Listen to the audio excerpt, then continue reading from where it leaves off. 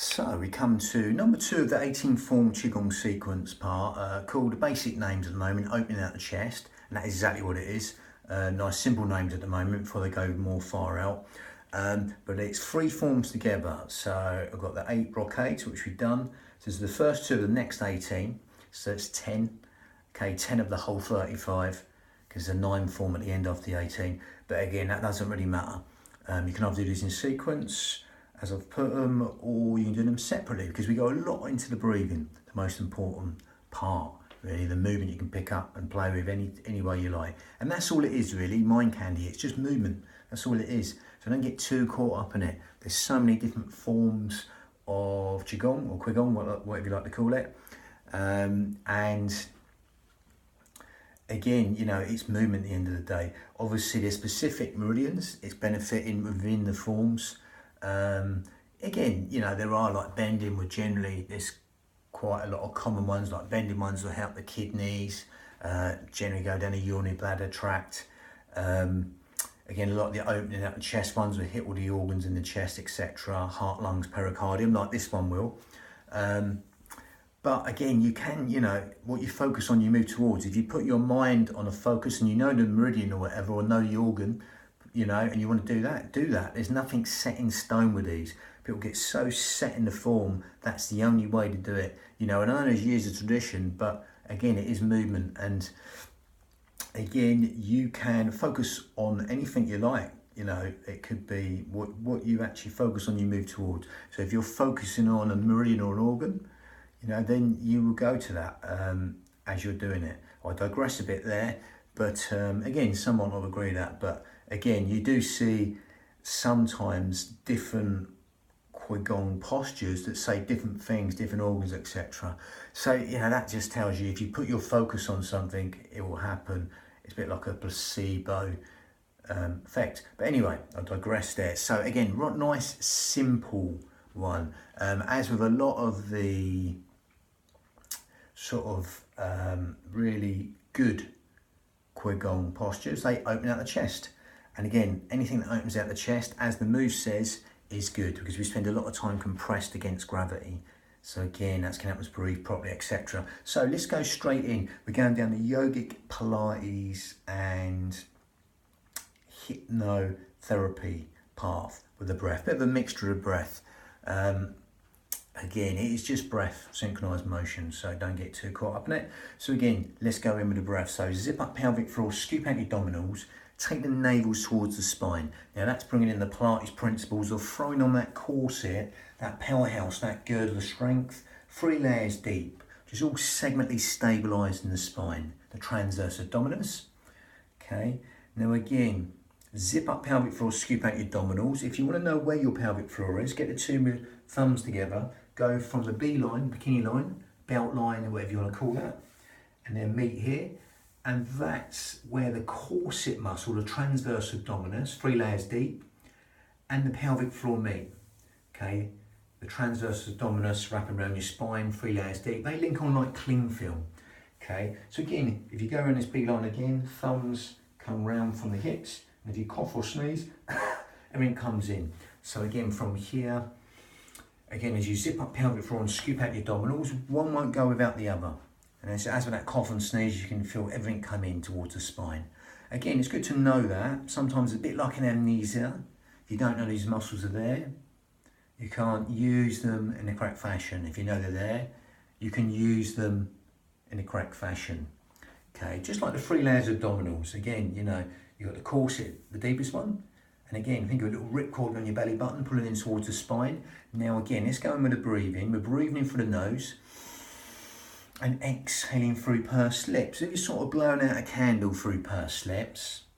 Now that's lateral thoracic breathing. That will naturally help you breathe into these fish gills, 3D style, organ deep, cell deep, even bone marrow deep, into these lower lobes of lungs, intercostals, the ribs, anywhere but the stomach. As though someone's opening an umbrella inside your rib cage and letting go, or someone's just pushing out from inside your ribs and letting go. Just adding width to the lungs and length to that out breath. You can imagine you're breathing to a scarf wrapping round your ribs, and you breathe into that scarf wide and full. Lovely. Now again, that will naturally happen as you breathe into them fish gills because there's nowhere else to the breath to go.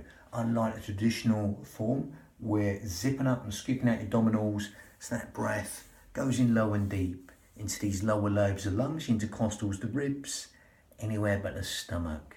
Breathing through the nose and exhaling through pursed lips. I mean, that exhale will work like a cough or a sneeze, help you gather in, zip up and scoop out your abdominals. Now, we're going to change that, go a little bit more down the yogic path, close the mouth. We're going to breathe in for the nose and out for the nose. As you still zip up pelvic floor and scoop out your abdominals, that becomes more similar to some versions of the yogic breath. There's lots of different versions, but the smaller filter for the nose in your asana will help lengthen the whole will cycle of the breath. Okay, so that really helps with your asanas, etc. And again, we'll in these movements, these qigong movements we're going to do. Now, that whole will cycle, as you do that right now, as you're zipping up pelvic floor and scooping out your abdominals, same deal, will lengthen, but you will naturally feel right now that out breath wants to lengthen longer than the in breath. Okay, so just simply allow that to happen without even trying or try not to try. And as you allow that out breath to lengthen longer than the in breath, okay, you'll consciously take your mind to that out breath and lengthen it, quadruple it, double it, triple it, whatever you like the out breath, make it longer than the in breath. Rather than the breath breathe you, you're going to breathe the breath. Okay, you're going to consciously take your mind to that out breath, the breath within the breath, that elongated out breath. Really lengthen that out breath within your limits. Don't force anything. Okay. And as you do that, as you allow that simplicity to relax the mind, okay, that will help the subconscious part of the mind come into play.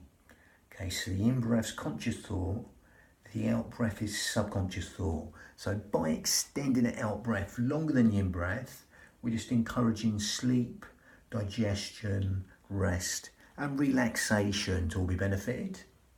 Even cellular communication, organ function, the process of elimination and assimilation within the body, that health and renewal, all being benefited.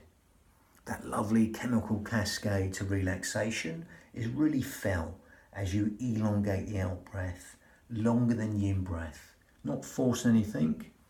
Again, that comes a little bit more sort of hypnotic in the hypnotherapy way.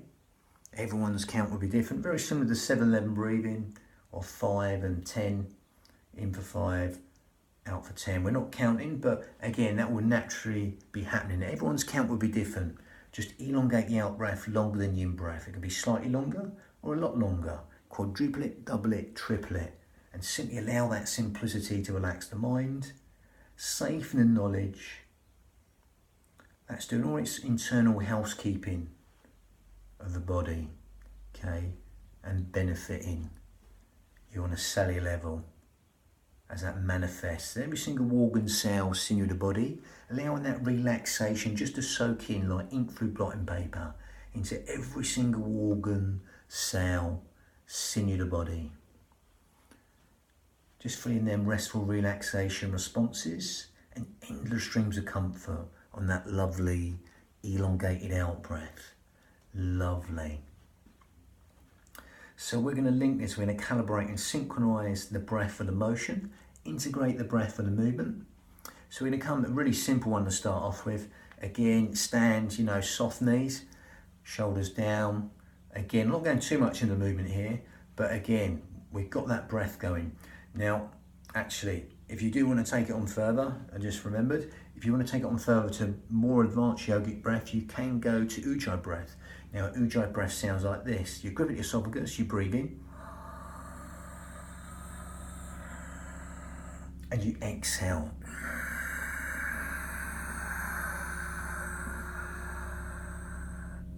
So you'll feel that lovely raspy, silky sound from the back of the throat. That ujjayi breath, victorious breath in Sanskrit. Okay, seashore breathing. It's like breathing through the nose. You should grip at the esophagus. Watch the shoulders though. We want to come up on that ujjayi breath. And as you exhale, it's like going with the mouth shut. Okay, and that'll even further lengthen the out breath. Now you're breathing in and out through the nose. Okay, that smaller filter through the nose, but you're also elongating the out breath with that grip at the esophagus. Okay, and that will stimulate the thyroid gland, which helps with weight control, etc. Helps us build the heat in the body, helps us fan the fire, to burn all the toxins in the body. Ujjayi breath, victorious breath. That gives the mind something to focus on within the form. Okay, so the natural focusing breath we do when trying to do fine motor skills, etc. in everyday life. We have a little sigh, but again, we're overemphasizing that. So that really gives that mind something to focus on. As you become aware of the sound of the breath, the feel of the breath, no matter what breath you're doing. If you can't get this, don't worry. Then just stick to the breathing we're doing. If you get the ujjayi breath with it, great. As that weaves a tapestry of relaxation. Be aware of the sound of the breath, the feel of the breath. Lovely. You know, sort of Darth Vader breath there. That lovely silky whistling sound from the back of the throat. We're going to link it to the really basic motion. Shoulders down. Remember, 90% of us are overactive in these upper traps. Hands are moving like seaweed on the bottom of the seabed. Breathing in and exhaling. Just sort of squeezing a big accordion. As you open out the chest, be loose with the hands. Heart, lungs, pericardium. Again, if you're being static, nice and soft on the knees.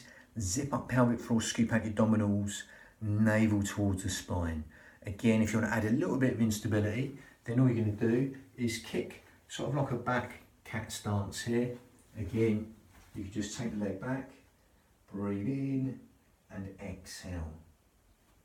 And then come back, take the other leg back, partially empty it and come back. If you want to take it on a little bit further, you nearly sort of come to a warrior. So again, over Bhadrasana. So again, you can empty the back leg, gathering against the instability, navel towards the spine, breathing in and exhaling. Shoulders down, okay? Breathing in and exhaling. If you want to come up further, you can come up further. Exploit the range, speed and tempo to suit you. Make it unique to you.